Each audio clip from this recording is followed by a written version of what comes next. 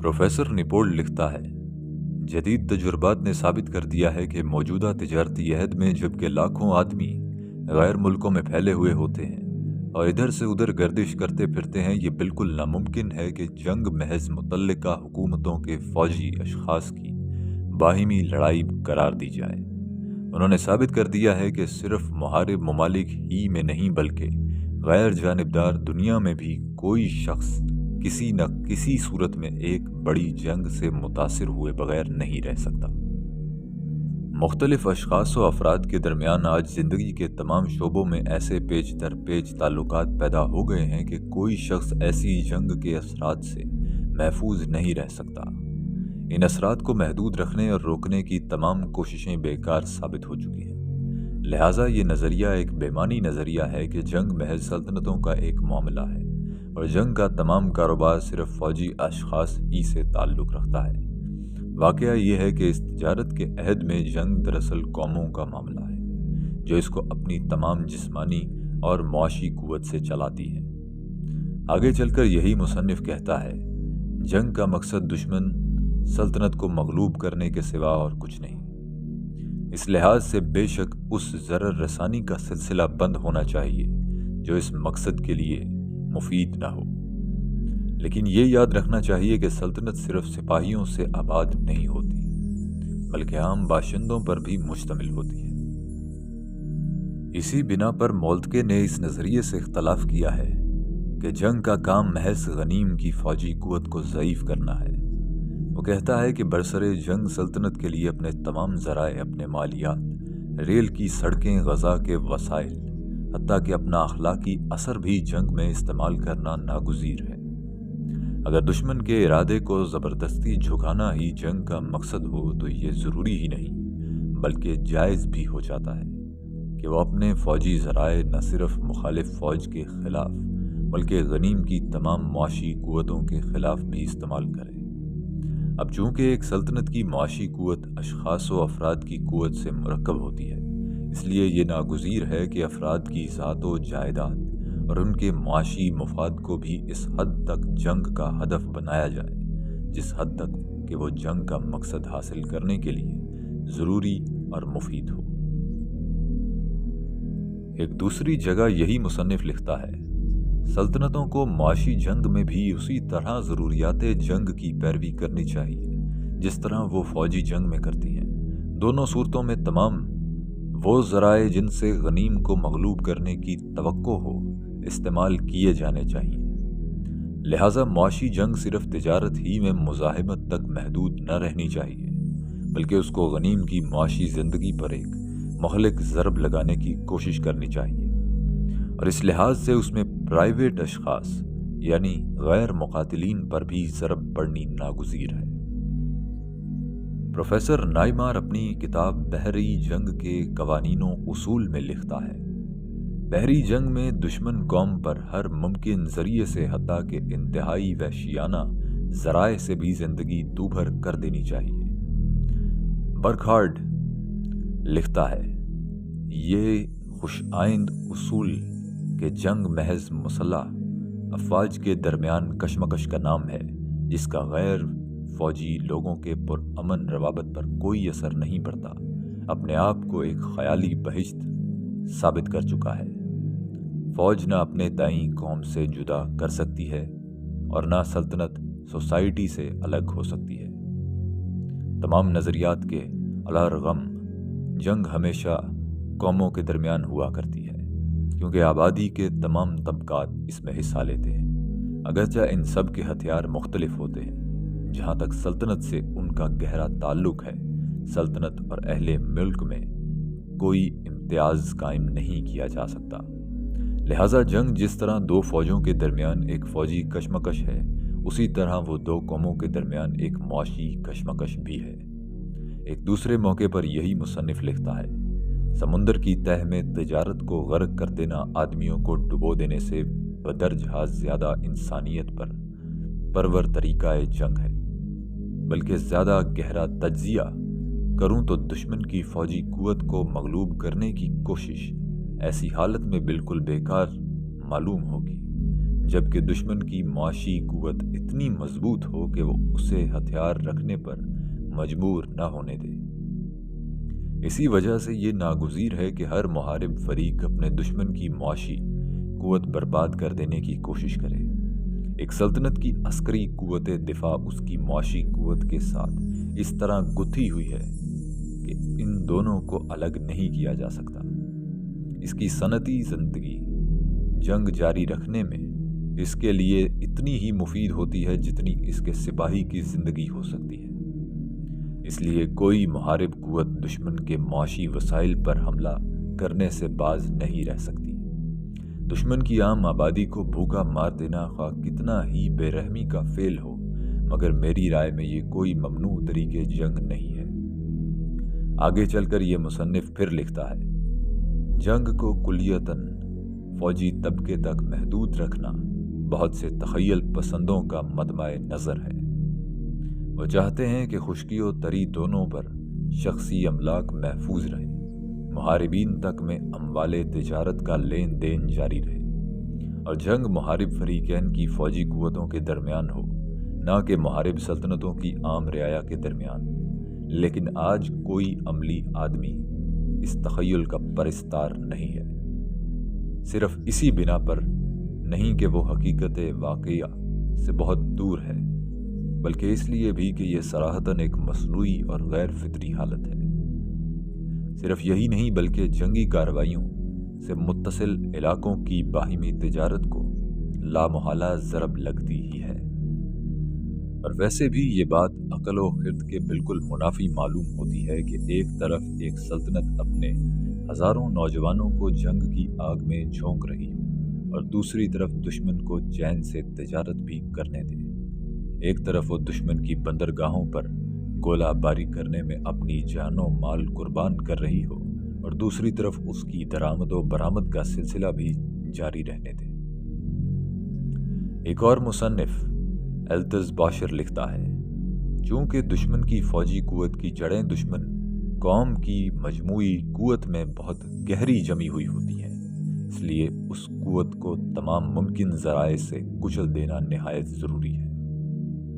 इस तरह एक दुश्मन फौज के खिलाफ जो जंग शुरू की जाती है वो उस पूरी दुश्मन कौम के खिलाफ जंग की सूरत इख्तियार कर लेती है और जब जंग इस मंजिल पर पहुंच जाती है तो बैनुल मिल्ली कानून उसके पीछे चलने पर मजबूर हो जाता है।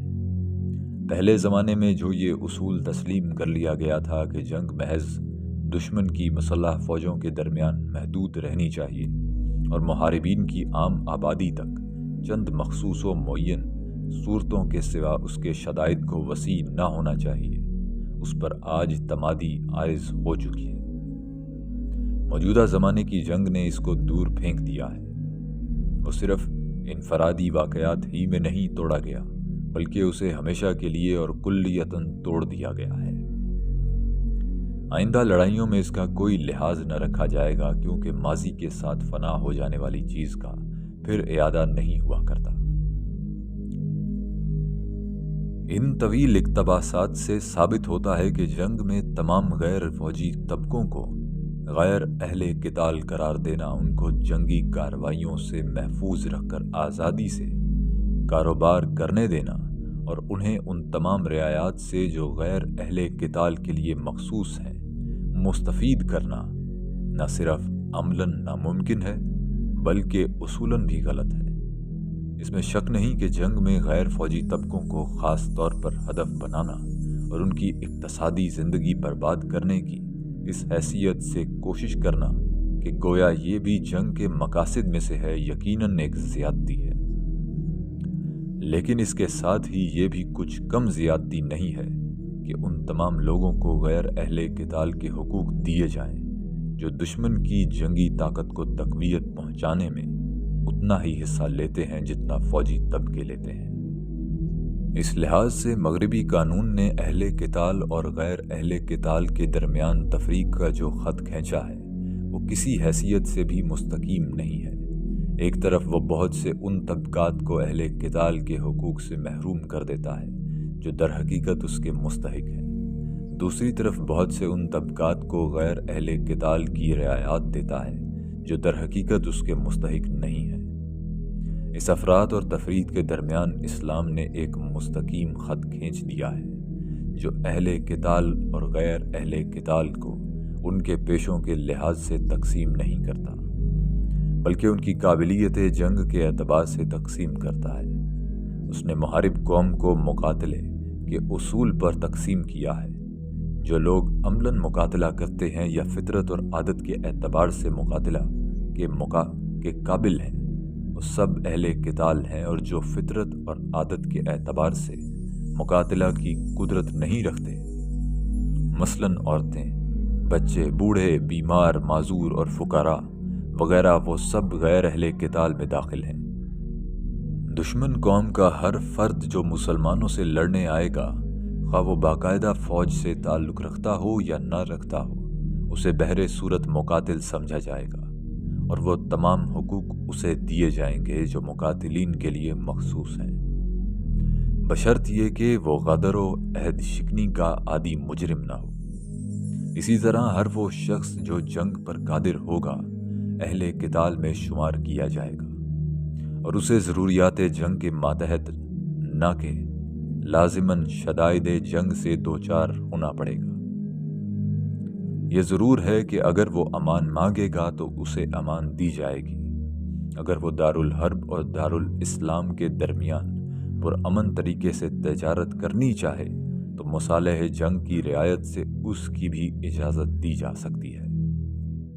اگر وہ جنگی کارروائیوں سے محترز رہ کر اپنے کاروبار میں مشغول رہے تو اس کو غیر اہل قتال کی طرح مصون و مامون بھی رکھا جا سکے گا، لیکن نوعیت کے اعتبار سے وہ اہل قتال ہی کے طبقے میں شمار ہوگا، اور غیر مقاتلین کے حقوق اس کو محض رعایتاً دیے جائیں گے۔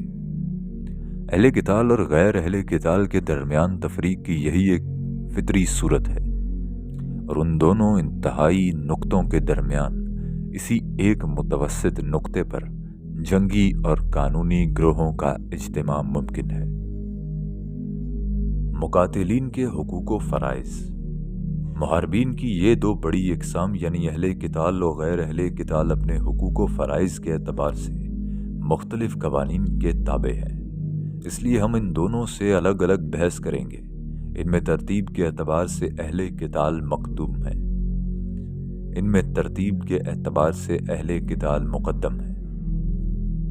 جیسا کہ اوپر بیان کیا جا چکا ہے، یورپ میں اہل قتال کے حقوق کا کلی احساس 19ویں صدی کے دور آخر کی پیداوار ہے، اگرچہ اس سے بہت پہلے نظری حیثیت سے ان پر بحث و کلام کی ابتدا ہو چکی تھی، اور شعور اجتماعی کی ترقی کے ساتھ ساتھ بعض حقوق عملی دنیا میں بھی تسلیم کیے جا چکے تھے، لیکن کامل طور پر ان حقوق کے تسلیم و اعتراف کا دور بہت بعد شروع ہوا۔ 1829 تک سلطنتیں اس بارے میں کسی متعین قانون کو تسلیم کرنے پر آمادہ نہ تھیں، اور خود اپنے آپ کو اس امر کے فیصلے کا مختار سمجھتی تھیں کہ کن محاربین کو وہ اہل قتال کے حقوق دیں اور کن کو نہ دیں۔ چنانچہ امریکہ کی خانہ جنگی میں صدر جمہوریہ امریکہ نے صاف اعلان کر دیا تھا کہ ایک قوم خود ہی اس امر کا فیصلہ کرے گی کہ کب وہ محاربین کو اہل حرب کے حقوق دے، عام اس سے کہ وہ محاربین اس قوم سے ہوں جو اپنے آپ کو ایک ایسی حکومت سے آزاد کرانا چاہتی ہو جسے وہ ظالم سمجھتی ہے، یا وہ آزاد اقوام ہوں اور باہم ایک دوسرے سے برسر جنگ ہوں۔ لیکن ہر قوم کا خود اپنے افعال کے لیے جج بن جانا کسی حال میں بھی متعین حقوق و فرائض پیدا نہیں کر سکتا، اور عملاً اس کا نتیجہ صرف یہی ہو سکتا ہے کہ سرے سے اہل حرب کے حقوق و فرائض ہی فنا ہو جائیں۔ اس مشکل کو اہل مغرب نے آخر محسوس کیا، اور رفتہ رفتہ یہ اصول تسلیم کیا گیا کہ محاربین کو ہر حالت میں حربیت کے حقوق دیے جائیں گے۔ اس کا فیصلہ خود فریقین کے اختیار تمیزی پر نہ چھوڑا جائے گا۔ سب سے پہلے سینٹ پیٹرس برگ میں ایک قاعدہ کلیہ وضع کیا گیا، جس کے الفاظ یہ تھے: جنگ میں سلطنتوں کو صرف اسی ایک جائز مقصد کے حصول کی کوشش کرنی چاہیے کہ وہ دشمن کی فوجی قوت کو کمزور کر دیں، اور اس مقصد کے لیے صرف یہی کافی ہے کہ اس کے آدمیوں کی زیادہ سے زیادہ ممکن تعداد بیکار کر دی جائے۔ اس سے بڑھ کر ایسے اسلحہ استعمال کرنا جن سے بیکار کیے ہوئے آدمیوں کی تکالیف میں غیر ضروری اضافہ ہو یا ان کی موت ناگزیر ہو جائے، اس مقصد پر تعدی کے حکم میں داخل ہوگا۔ یہ ابتدائی قاعدہ تھا جو 1868 میں وضع کیا گیا۔ اس کے چند سال بعد برسلز کانفرنس میں کچھ حقوق و فرائض بھی متعین کرنے کی کوشش کی گئی، لیکن 19ویں صدی کے خاتمے تک اس موضوع پر کوئی ایسا قانون نہ بنایا جا سکا جس کو تمام مغربی طاقتوں نے تسلیم کر لیا ہو۔ صدی کے اختتام پر جب پہلی ہیگ کانفرنس منعقد ہوئی تو اس نے یہ جامع اصول وضع کیا کہ محاربین کا ایک دوسرے کو نقصان پہنچانے کے ذرائع استعمال کرنے کا حق غیر محدود نہیں ہے۔ اس کے ساتھ ہی اس نے اہل قتال کے حقوق و فرائض بھی متعین کیے، جن کو ضوابط ہیگ کی دفعہ 23 میں اس طرح بیان کیا گیا ہے: مخصوص سمجھوتوں میں جن امور کی ممانعت کی گئی ہے ان کے علاوہ حسب ذیل امور خصوصیت کے ساتھ ممنوع ہیں۔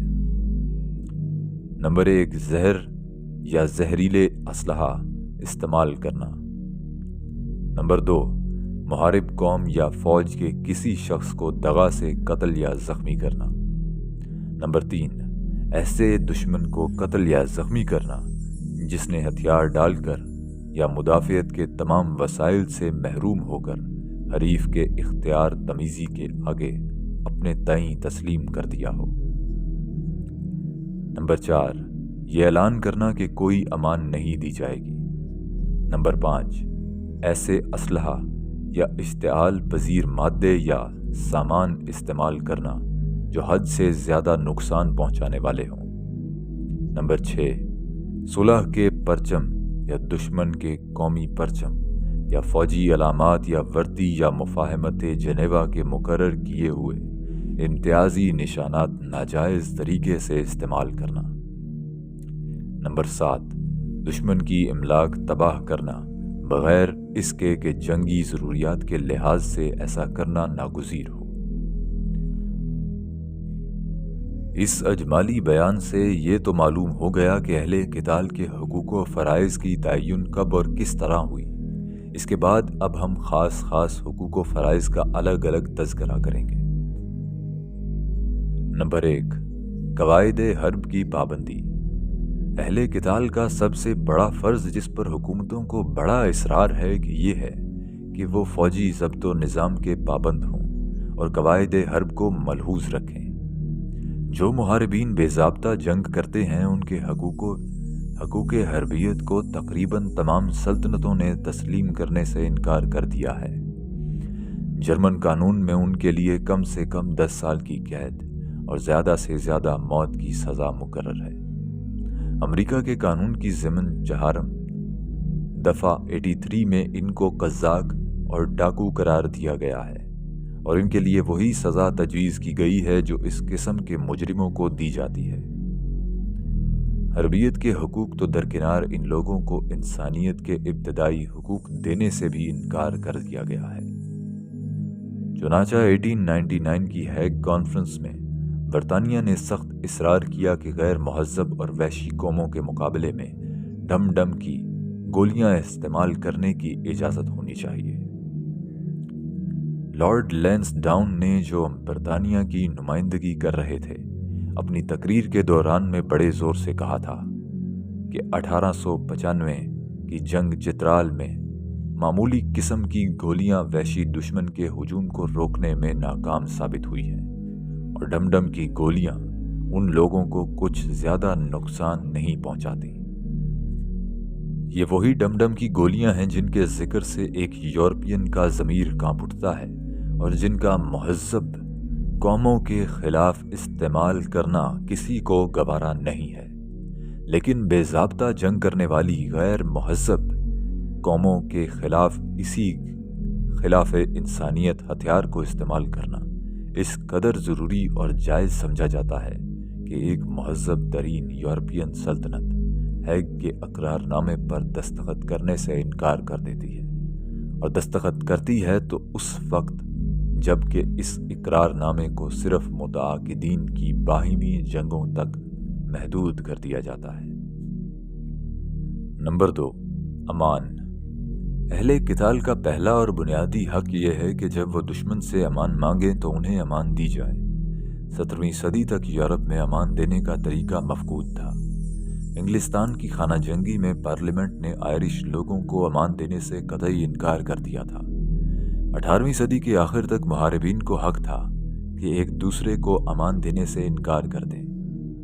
چنانچہ 1794 میں فرینچ کنونشن نے اعلان کر دیا تھا کہ انگریزی سپاہیوں کو امان نہیں دی جائے گی، لیکن 19ویں صدی میں اہل قتال کا یہ حق تسلیم کر لیا گیا کہ جب وہ امان طلب کریں تو ان پر کسی قسم کی دست درازی نہ کی جائے اور ان کو اسیران جنگ کے حقوق دیے جائیں۔ مگر یہ قانون صرف انہی لوگوں کے لیے ہے جو میدان جنگ میں دشمن سے پناہ مانگے۔ موجودہ قانون نے میدان جنگ کی امان اور حالت جنگ کی امان میں فرق کیا ہے، مگر میں نے اسلامی اصطلاح کے لحاظ سے ان دونوں کو یکجا ذکر کرنا زیادہ مناسب سمجھا۔ باقی رہے وہ محاربین جو حالت جنگ شروع ہوتے وقت دشمن کے قبضے میں ہوں، سو ان کے متعلق ابھی تک کوئی متعین قاعدہ موجود نہیں ہے۔ 18ویں صدی تک عام قاعدہ یہ تھا کہ ایسے لوگوں کو گرفتار کر لیا جاتا اور معمولی مجرموں کی طرح اختتام جنگ تک قید رکھا جاتا تھا۔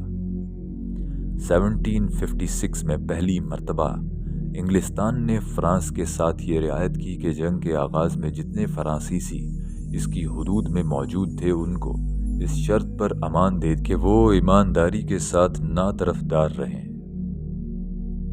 اسی طرح 1794 میں انگلستان اور ممالک متحدہ امریکہ کے درمیان اس قسم کا ایک سمجھوتا ہوا کہ ان کی باہمی لڑائیوں میں دونوں فریق ایک دوسرے کے آدمیوں کو امان دیا کریں گے۔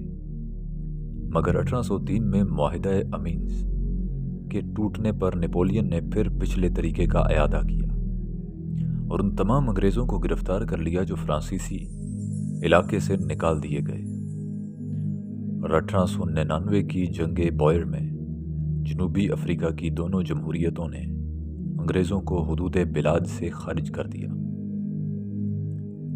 اس کے بعد 20ویں صدی میں بھی اس کے متعلق کوئی قاعدہ نہ بن سکا۔ 1904 کی جنگ روس اور جاپان میں اور 1911 کی جنگ ترکی و اطالیہ میں کچھ عرصے تک فریقین نے امان عطا کرنے کے طریقے کی پابندی کی، مگر 1914 کی جنگ عظیم میں برطانیہ، فرانس اور اٹلی نے دشمن کے ان تمام افراد کو جو ان کی حدود میں موجود تھے ایک خاص مدت کے اندر نکل جانے کا حکم دے دیا، اور جو لوگ نہ نکلے انہیں شدید نظر بندی میں رکھا۔ جرمنی اور آسٹریا نے غیر فوجی عمر کے لوگوں کو مستثنیٰ کر کے سب کو نظر بند کر دیا۔ پرتگال نے غیر فوجی عمر کے لوگوں کو نکال باہر کیا اور فوجی عمر کے لوگوں کو نظر بند کر دیا۔ امریکہ اور جاپان نے سب کو امان عطا کر دی۔ اس کے متعلق ابھی تک کوئی قانون نہیں بنا ہے، مگر موجودہ زمانے میں بین المللی قانون کا عام رجحان یہ ہے کہ غیر فوجی عمر کے لوگوں کو ملک چھوڑ کر چلے جانے کی مہلت دی جائے اور فوجی عمر کے لوگوں کو روک لیا جائے۔ بخلاف اس کے اسلام میں 1350 برس سے یہ عام قانون موجود ہے کہ اہل حرم میں سے کوئی شخص اگر دارالاسلام میں امان لے کر رہنا چاہے یا آنا چاہے تو اسے امان دینی چاہیے، اور اگر وہ اپنے مامن کی طرف جانا چاہے تو اسے بخیریت پہنچا دینا چاہیے۔ اس کے علاوہ اسلام نے حربی مستعمن کو جو وسیع حقوق دیے ہیں ان کی گرد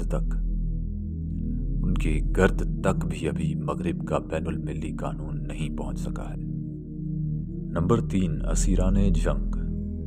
اسیران جنگ کے متعلق یورپ کے قوانین بہت مکمل ہیں، مگر پروفیسر مارگن کے بقول ان کے مکمل ہونے کی اصلی وجہ یہ ہے کہ ان کے بارے میں تمام سلطنتوں کے مفاد مشترک ہیں۔ ہر سلطنت خود اپنے سپاہیوں اور افسروں کی آسائش چاہتی ہے، اس لیے وہ محض مبادلے کے طور پر مخالف کے سپاہیوں اور افسروں کو بھی آسائش پہنچانے پر راضی ہو جاتی ہے۔ لیکن یہ مہذب قوانین بہت قریبی عہد کی پیداوار ہیں۔ 17ویں صدی تک یورپ میں اسیران جنگ کو غلام بنانے کا دستور تھا، گروٹیوس نے اس طریقے کے خلاف آواز بلند کی اور عیسائی اقوام کو مشورہ دیا کہ وہ ایک دوسرے کو غلام بنا کر بیچنے کے بجائے اسیران جنگ کو فدیے لے کر چھوڑ دیا کریں، مگر 1 صدی تک اس کی سفارشات بے اثر رہی۔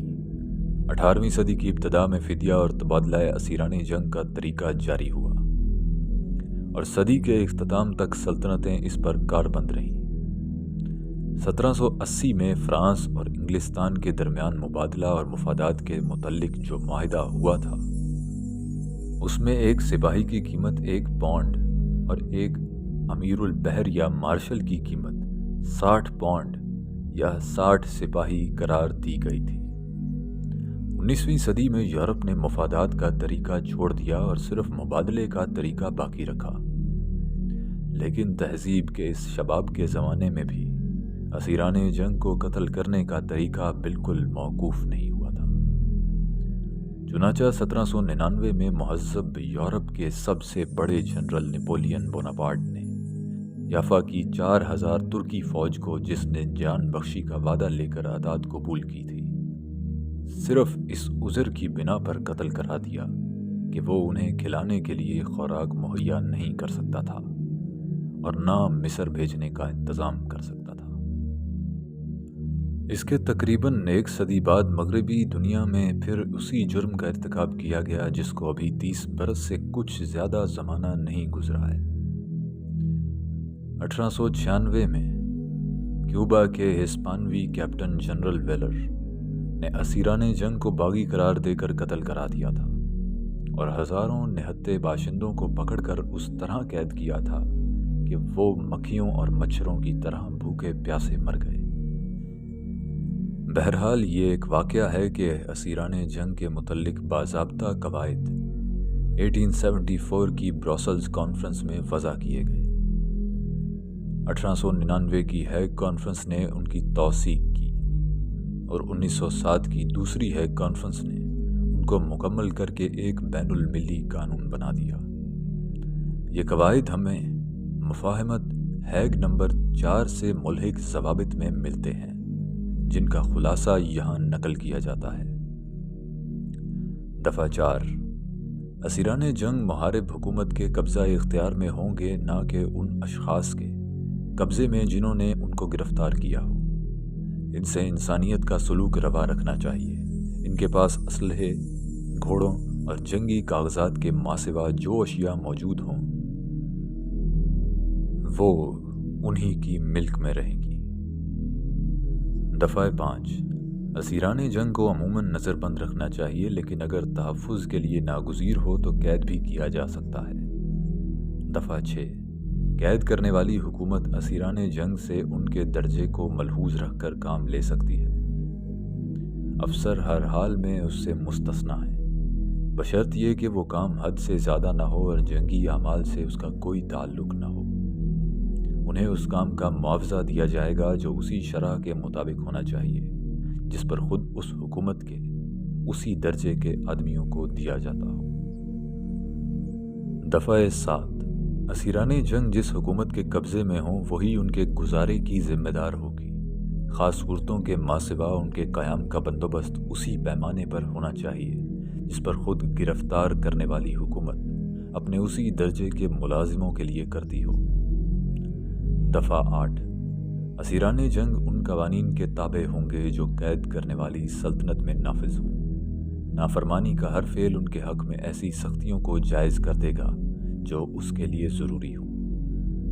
بھاگنے والے قیدی اگر اپنی فوج تک پہنچنے سے پہلے گرفتار ہو جائیں تو تادیبی سزا کے مستوجب ہوں گے، اور اگر اپنی فوج میں پہنچنے کے بعد دوبارہ گرفتار ہوں تو ان کو گزشتہ جرم کی سزا نہ دی جائے گی۔ دفعہ 9، ہر اسیر جنگ کا فرض ہوگا کہ اگر اس سے اس کا نام اور عہدہ دریافت کیا جائے تو وہ ٹھیک ٹھیک بتا دے۔ نہ بتانے یا غلط بتانے کی پاداش میں اس کی آسائشیں کم کر دی جائیں گی۔ دفعہ 10، اسیران جنگ کو یہ وعدہ لے کر رہا کیا جا سکتا ہے کہ وہ جنگ میں پھر حصہ نہ لیں گے۔ اگر کوئی اسیر اس طرح رہائی حاصل کرے تو اس کا فرض ہوگا کہ اپنا عہد پورا کرے، اس کی حکومت اس کو عہد شکنی پر مجبور نہ کرے گی۔ دفعہ 11، کسی اسیر جنگ کو مشروط رہائی حاصل کرنے کے لیے مجبور نہ کیا جائے گا، اور نہ کوئی حکومت اس پر مجبور ہوگی کہ ہر حال میں کسی اسیر کی درخواست رہائی قبول کر لے۔ دفعہ 12، اگر کوئی اسیر جنگ مشروط رہائی حاصل کرنے کے بعد دوبارہ اسی حکومت کے خلاف لڑنے آئے تو اسے اسیران جنگ کے حقوق حاصل نہ ہوں گے، اور گرفتار ہونے کی صورت میں اس پر مقدمہ چلایا جائے گا۔ دفعہ 13، جو غیر مقاتل لوگ کسی فوج کے ساتھ باضابطہ تعلق کے بغیر شامل ہوں، مثلاً اخباروں کے نامہ نگار وغیرہ، ان کو گرفتار کر کے اسیران جنگ کے طور پر رکھا جا سکتا ہے۔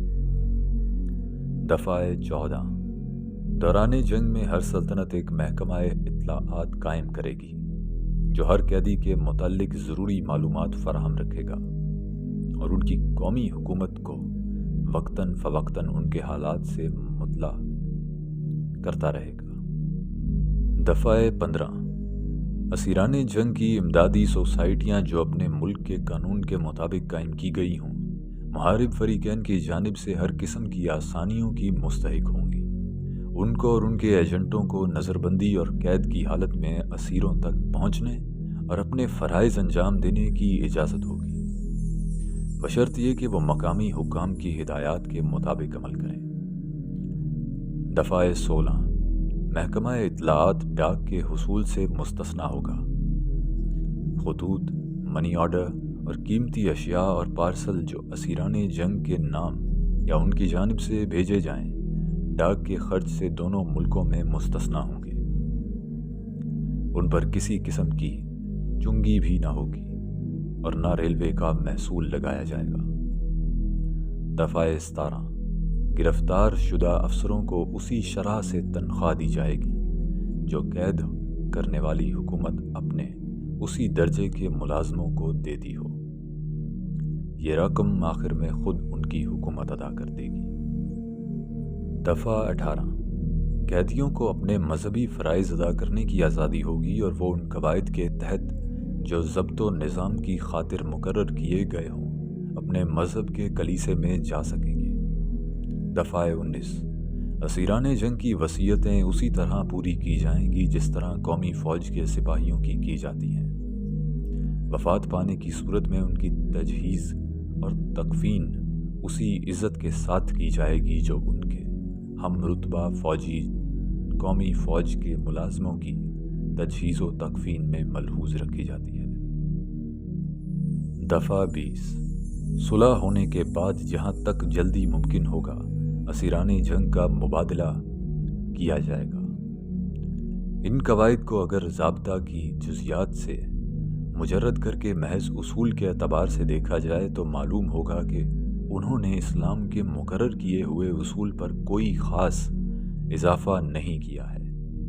مغربی قانون اسیران جنگ کو زیادہ سے زیادہ وہ آسائشیں بہم پہنچانا چاہتا ہے جو ایک سلطنت خود اپنے اسی درجے کے سپاہیوں اور افسروں کو بہم پہنچاتی ہے، مگر محمد صلی اللہ علیہ وآلہ وسلم اور ان کے صحابہ رضی اللہ عنہم کا طرز عمل یہ ہے کہ انہوں نے اسیران جنگ کو اپنے سے بہتر کھانا کھلایا اور اپنے سے بہتر کپڑا پہنایا، حالانکہ دشمنوں کے ہاں ان کے اسیران جنگ کو روٹی کپڑا تو درکنار الٹی جسمانی اذیتیں نصیب ہوتی تھیں۔ مغربی سلطنتیں اسیران جنگ کے خرچ کا ایک بڑا حصہ خود ان کی اپنی قوم سے وصول کرتی ہیں، مگر اسلام نے ان پر اس وقت اپنا مال خرچ کیا جبکہ دشمن سلطنتوں سے اس معاملے میں کسی سمجھوتے کا امکان تھا ہی نہیں۔ مغربی سلطنتیں ان کو صرف مبادلے کی صورت میں رہا کرنے پر آمادہ ہوتی ہیں، مگر اسلام نے مبادلے کے بغیر ہی ان کو اکثر رہا کیا ہے اور بطریق احسان رہا کر دینے کو افضل سمجھا ہے۔